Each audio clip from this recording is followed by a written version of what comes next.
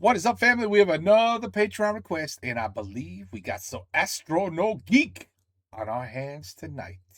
Always a pleasure. He's amazing. Première malédiction de Toutankhamon. Say what? C'est quoi ça? La génétique. Genetics? The genetics. Re-upload. Oh, re-upload. So I see he also has problems with YouTube. Okay, I have no idea.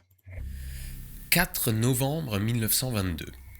Hussein Abdel Rassoul, un jeune porteur d'eau, traverse la vallée des Rois, une vallée entourée de falaises proche de la ville de Luxor, anciennement Thèbes, en Égypte. Oui, comme dans le film La Momie. Soudain, il manque de trébucher sur une aspérité dans le sable. Mais le caillou fautif n'en est pas un. Il est un peu trop régulier pour être honnête. On dirait la marche d'un escalier. Et c'est là que les ennuis vont commencer. Let me just explain something. If I uncovered some shit like that in the desert somewhere in Egypt, I would not go down the stairs. I would not open the door. Nope. I'd be like, okay, that's nice. Bye. Just letting you guys know. Just letting you know. La vallée des Rois, en égyptien la vallée des portes des rois, se nomme ainsi à cause des nombreuses entrées creusées dans la pierre et menant à des hypogées, des tombeaux souterrains. Elle est utilisée pendant le Nouvel Empire pour dissimuler les tombes des pharaons, mais aussi de leurs épouses ou de hauts dignitaires. On a l'habitude de dire que la vallée des rois a servi à cacher les tombes des pharaons. En effet, une pyramide, c'est pas très discret, et connaissant les richesses du pharaon, les pilleurs s'y rendaient dès que tout le monde avait le dos tourné. Et donc, pour éviter ça, les tombes auraient été cachées sous les montagnes de la vallée des rois. Alors déjà, le lieu a peut-être été choisi parce que la montagne d'à côté évoque une pyramide, et que pécho une pyramide naturelle, c'est plus simple que d'en bâtir une. Ou pas, hein? On sait pas. En tout cas, justifier l'usage de cette vallée parce que le lieu est discret, une tombe monumentale creusée à même la roche, ça se fait pas à deux la nuit en secret à la lueur d'une torche. Non. Et vu le nombre de personnes impliquées dans ces chantiers, il n'est pas étonnant dès lors que dès l'Antiquité, celle-ci ait été connue et été pillée, et ce, malgré la surveillance de membres de l'armée égyptienne qui patrouillaient dans la région, les Medjay. Oui, comme dans le film La Momie. Des comptes rendus de procès de pilleurs datés du règne de Ramsès XI nous révèlent ainsi que certains d'entre eux travaillaient dans les institutions thébaines, d'autres appartenaient au clergé ou étaient des scribes au service de l'État. Bref, ça la fout mal.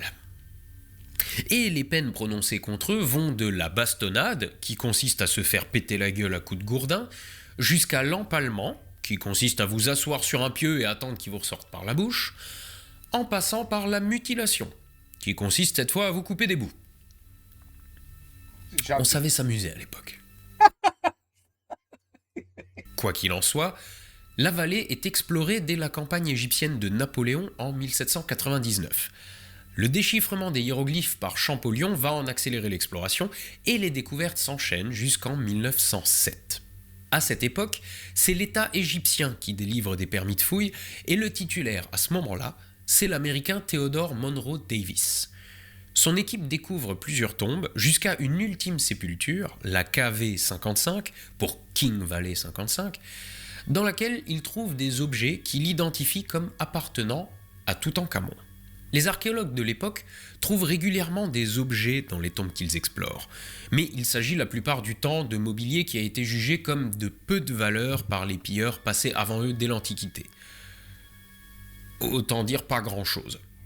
Les tombes explorées sont surtout des salles vides, mais dont les murs richement décorés sont néanmoins des trésors archéologiques, mais pas des trésors au sens premier du terme.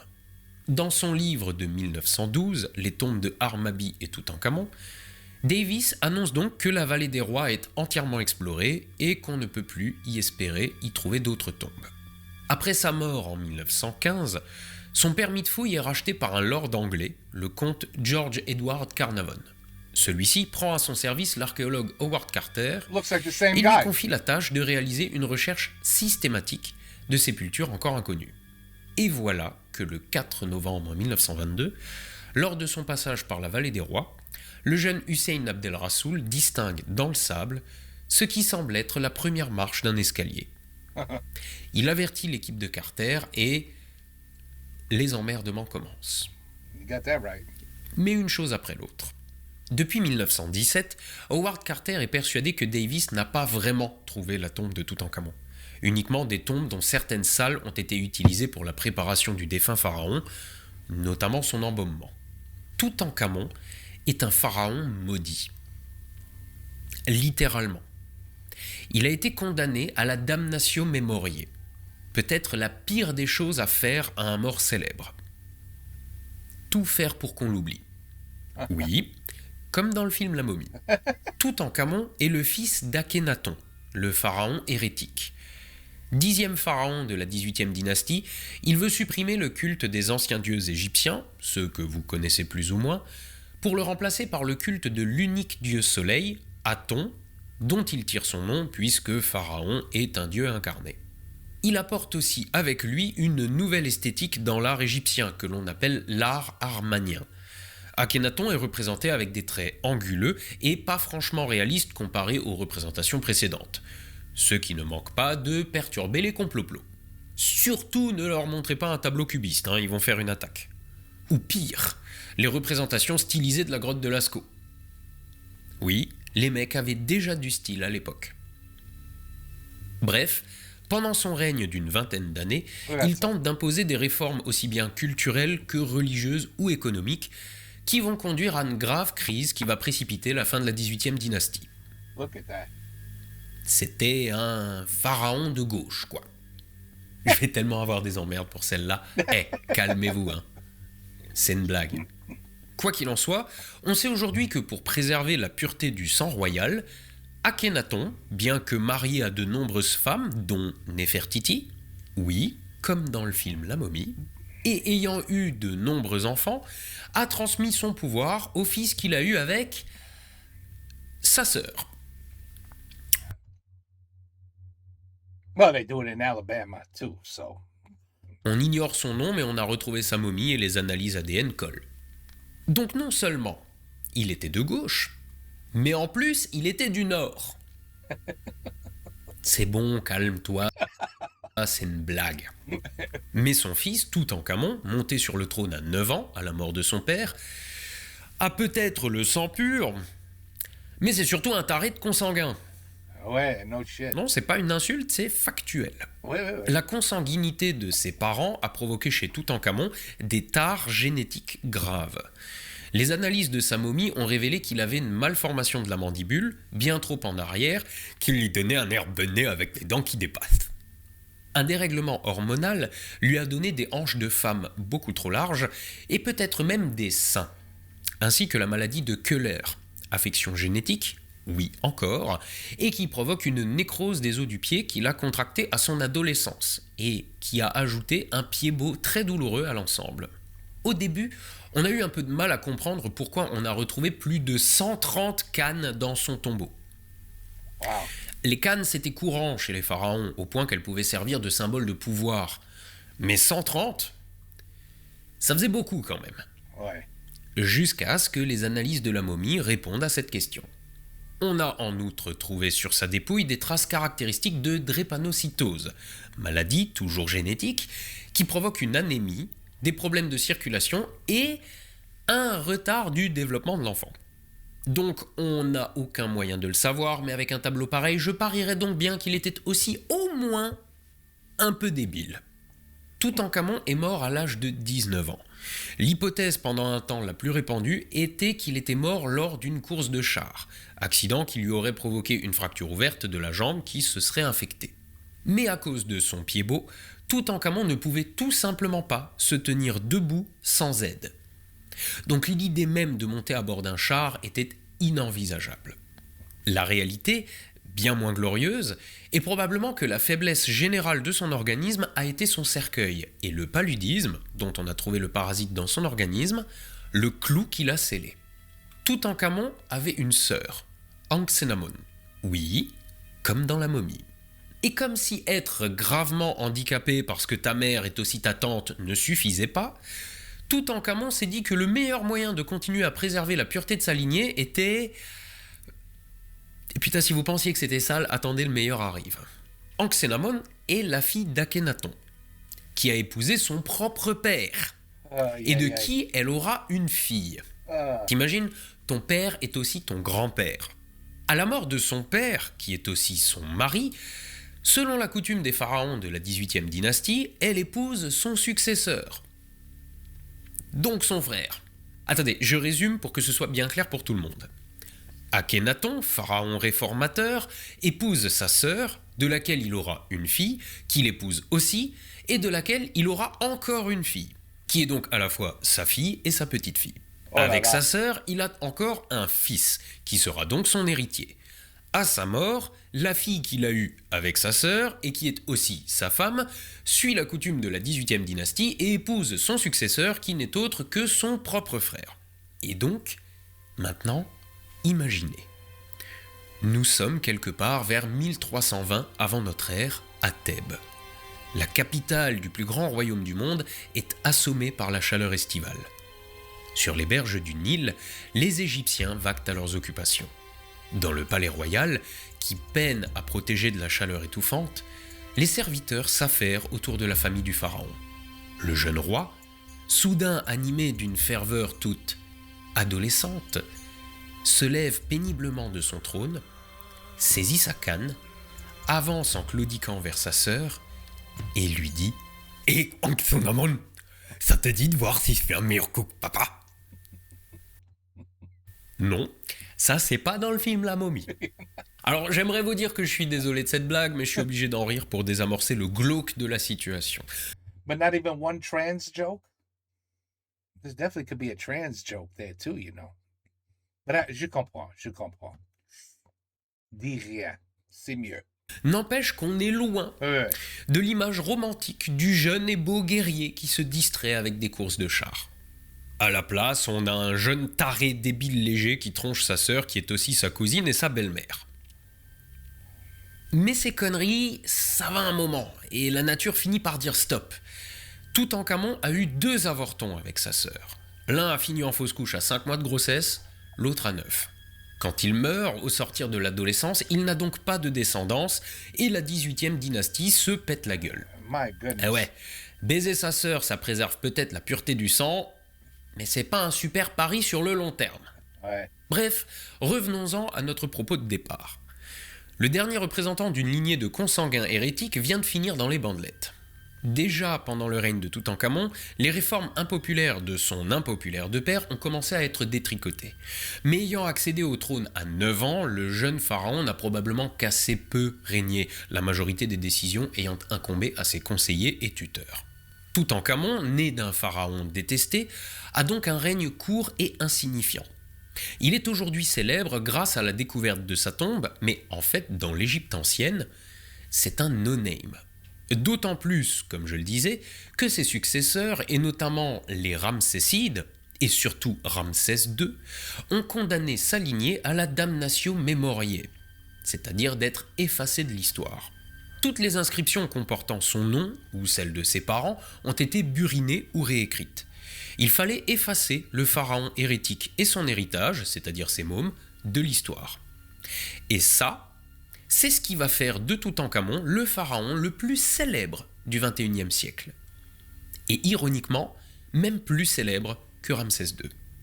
En effet, une fois effacée des registres, la tombe de Toutankhamon a été perdue. D'autant plus qu'elle se situe au fond de la vallée des rois, là où ont été déposés les dizaines de milliers de mètres cubes de gravats excavés lors du creusement des tombes des pharaons suivants. Incroyable. Et ouais, les mecs en avaient tellement rien à foutre de sa gueule qu'ils ont béné des gravats par-dessus sa tombe. Vous voyez un peu le niveau de mépris. Mais c'est précisément ce mépris total qui va la préserver. Tenez, par exemple, en 1987 a été découverte la tombe des enfants de Ramsès II. Ayant régné particulièrement longtemps et n'ayant pas eu la télé, il a occupé ses nuits à repeupler l'Égypte, mais ayant vécu vieux, Il en a enterré un sacré paquet. Et de fait, la tombe des enfants de Ramsès II est absolument gigantesque et comporte plus de 130 salles. Elle a été inondée par le passé et des alluvions dures comme le ciment remplissent encore tout le bas de l'hypogée. Aussi, les fouilles ne sont pas terminées parce qu'il faut creuser là-dedans, Les fous. mais elles pourraient abriter près d'une centaine de salles supplémentaires. Jusqu'à 200 pour les estimations les plus optimistes. My Et goodness. toute cette roche excavée, de même que pour le reste des tombes, quand on la sort de là-dessous, à l'époque, on la jette dans la vallée, recouvrant ainsi la tombe de ce cher Toutankhamon qui était déjà caché.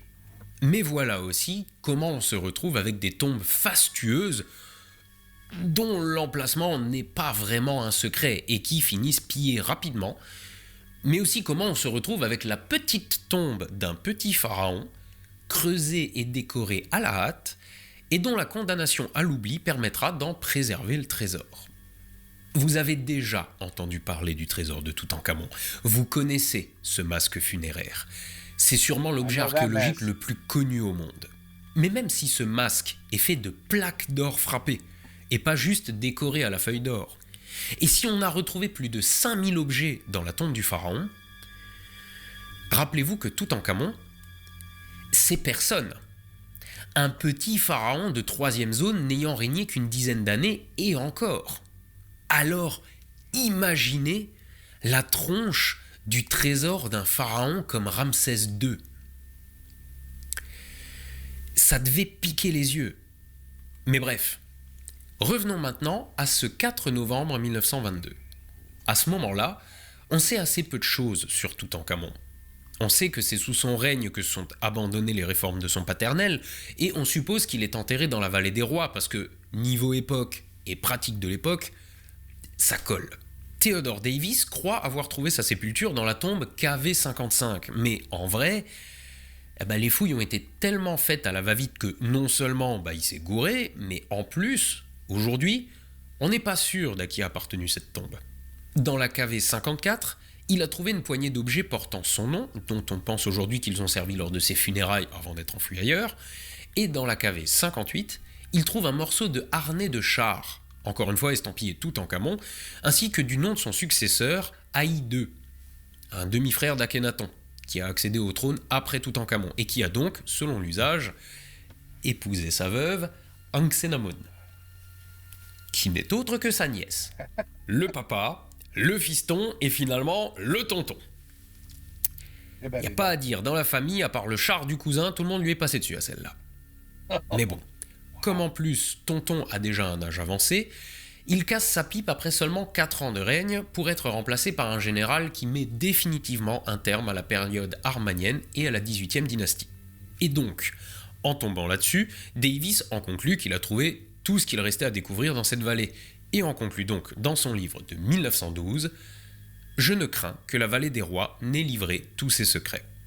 En 1914, George Herbert, comte de Carnarvon, reprend la concession de la vallée et, suivant les conseils d'Howard Carter, qui a travaillé une décennie auparavant sous la conduite de Davis, décide d'en reprendre les fouilles. La guerre complique un peu les choses, mais Carter entreprend de débarrasser le fond de la vallée des milliers de mètres cubes de gravats issus du creusement des tombes. Et des fouilles précédentes, sans compter les alluvions déposées par les crues, et donc son but c'est d'arriver jusqu'à la roche. À ce moment-là, il ne dit pas qu'il cherche la tombe de Toutankhamon, mais il n'est pas convaincu par les découvertes de Davis, donc il pense qu'elle se trouve encore quelque part dans le coin. Les fouilles se font en hiver pour éviter le cagnard estival. En 1922, lors de l'interruption des fouilles en été, seule une petite partie du fond de la vallée reste encore sous les gravats. Carnarvon commence à se lasser et envisage d'abandonner. Mais Carter propose de prendre à ses frais le déblaiement de cette zone. Voyant que son archéologue est encore très motivé, Carnarvon décide alors de continuer à financer les fouilles pour une saison. L'endroit était déjà très touristique à l'époque, et histoire d'avoir la paix, Carter décide de reprendre les fouilles un peu plus tôt que d'habitude, le 1er novembre. Or, ce genre de fouilles demande de la logistique, et notamment l'apport d'eau. On est dans le désert. Et c'est ainsi qu'Hussein Abdel Rassoul, porteur d'eau pour l'équipe de fouilles, tombe sur ce qui semble être la première marche d'un escalier. Une fois dégagé, L'escalier mène à une porte scellée à la chaux et au plâtre. Carter y creuse un trou pour voir ce qui se trouve de l'autre côté et découvre un passage rempli de décombres. Illico, il envoie un télégramme en Angleterre à son mécène, Carnavon, et demande aux ouvriers de remplir à nouveau la fosse de gravats jusqu'à son arrivée pour la préserver. Le 23 novembre, Carnavon et sa fille arrivent à Luxor et les fouilles reprennent. Carter examine le sceau sur la porte qui n'est autre que celui de Toutankhamon. Dans la pièce juste derrière se trouve un joyeux bordel qui s'avère être une cache d'objets enterrés après son règne, si l'on en croit la variété de noms droits qu'on peut y lire. La première porte portait des traces d'effraction, indiquant que des pilleurs étaient passés par là. Le 26 novembre, les archéologues arrivent à une autre porte, intacte, elle. Et c'est là que les ennuis commencent. On l'a vu, Toutankhamon n'est pas un grand pharaon, pas plus qu'un pharaon riche ou un grand guerrier adepte des courses de chars. C'était un taré congénital, probablement au moins un peu débile, qui n'a jamais vraiment régné et qui s'est fait maudire après sa mort.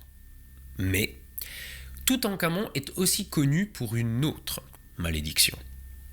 La malédiction qui aurait été jetée sur sa sépulture. Et dans la prochaine vidéo, c'est là-dessus qu'on va se pencher. That's not even nice. I have to check my requests now. Hopefully the second one was also requested.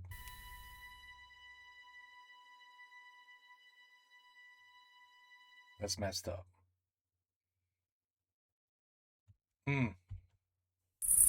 Cher Justine de Wildfoot, comment que ça se passe tes vacances? C'est dommage que tu peux pas me dire vu que je suis en train de t'écrire une lettre, alors je vais te dire comment que c'est les miennes. Vu comment qu'il fait chaud, moi je reste à la piscine. Le papa et la maman de Petra, ils sont partis en vacances à la mer, alors ils ont dit que si avec Petra on garde la maison, que comme ça y a pas tes cambrioleurs et qu'on donne à manger au ça, on a le droit de rester. Et ils ont une toute grande piscine. Le ça c'est un connard, mais ils ont une télé géante et on n'a pas besoin de fermer la porte de la chambre à clé quand c'est qu'on fait du sexe. C'est très joli ta piscine. Je voudrais te dire merci This is food. pour les wild food coups fruity que tu m'as envoyés. Et vu que c'est une lettre, c'est pas grave si tu me dis pas de rien. Okay, yeah, we don't want that. No, we don't want that shit. Okay, man, okay, je comprends. At least he's cool and he puts his stuff at, you know, in the beginning or end is the best time to put these things. Right in the middle? No. Anyway, c'est ça la...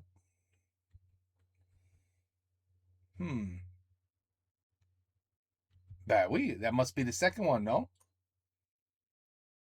I'll have to see. But listen, you got to give them a break. You know, you're talking about the 1300s, 1400s. Does anybody even understand yet that that's my daughter? I probably shouldn't have sex with her. Like, were their brains like what? Here's the crazy thing: when you see what they could build back in those days, you know they had functioning brains. I mean, it's absolutely incredible what they have built and what they did with their hands without any machinery. I mean, just very basic tools. And what they created is, even today, I'm just like I still don't even understand how a pyramid was made. Like how it was actually made. You're never gonna convince me that I don't know. I just don't know. Even 10,000 people are gonna struggle moving a gigantic piece of rock and then make it climb up a half of a mountain to start creating a pyramid. I mean, just that's like right over my head. I don't even know how you could do that. But so they had brains, they had intelligence. They weren't like morons. But I mean, I guess, you know, how many doctors were around? How, you know, were there hospitals? Were there no, there was just, I don't know. I think when you died, when you got sick, it was like, oh, that looks like an infection. Yeah, you're dead. You got about 6 months, you're dead. Right? So medically, I don't think they knew shit, but they knew how to build things. I'll tell you that. So, I mean, I guess at some point your brain has to be like, it's interesting. Every time I have sex with that woman and she has a baby, the baby comes out all messed up. But when I have sex with that woman, the baby looks normal. What's the difference? What is the difference? I don't know that woman. But that one is my mother, and then had a baby, and then I had sex with, and that was then my grandkid, and then my great grandkid, and I just kept having sex with this. Those are family members. I probably shouldn't have sex with them, right? I mean, come on, damn. At what point do you realize, well, this shit's not a good idea? Because they all had like 19 women. Each man had like 6 wives. They couldn't figure out that's interesting. That wife over there, who's really my sister, the babies keep coming out all messed up. But when I have sex with that one, everything looks beautiful. That's my friend's like ex-wife. Like, no problems when I have sex with her. Like, at some point, something should have clicked in these people's heads. I mean, damn. He basically had sex with the whole family tree. Anyway, well, they found, I told you that you're better off.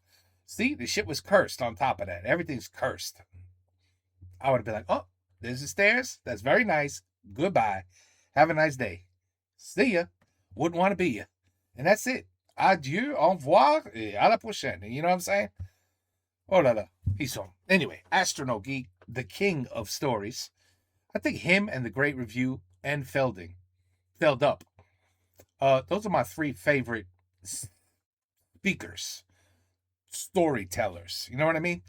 Those are my 3 favorite. I think so, absolutely. I hope I'm not missing somebody, but those 3 are really, they're the top. Those are the top. Anyway, but what? I guess we're gonna have to wait for the next one, which again, it could very well be in one of my tabs or in my request sheet. But le Toutank Hamon. Il faut arrêter d'avoir l'amour avec la famille, ok? Arrête, s'il vous plaît, arrête. C'est pas bien, c'est pas bon. Non, non, non, on fait pas ça. Oh, it's the 1300s. Ah, bon, okay. Well, I guess back then you did whatever you want.